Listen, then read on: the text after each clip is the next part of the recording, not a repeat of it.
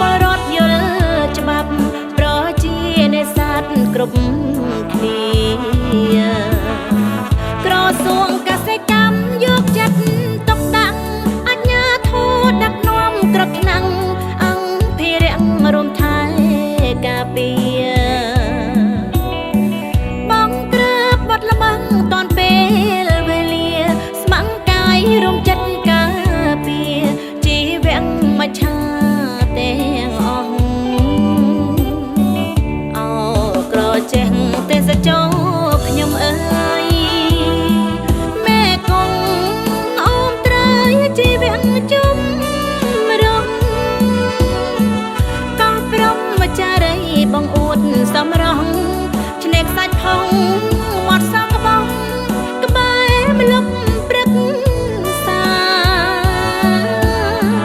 ក៏ផ្ដៅទឹកហោចំណងត្រជាក់អនលងក៏អង្គភិរៈធនធាននៅក្នុងជលសាអោកង30បាក់សៃបាក់សាហិចហាក្រឡាប់កាប់ផ្ងាបងអួតនេត្រាទេសចរ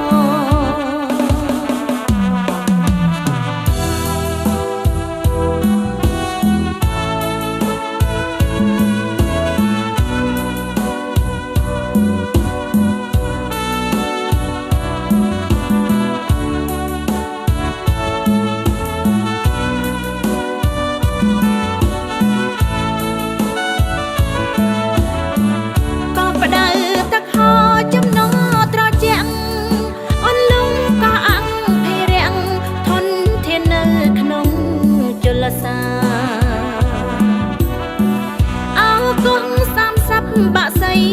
បាក់សាហិចហាក្រឡាប់កាប់ផ្ងាបងអួតនេត្រាទេសចរ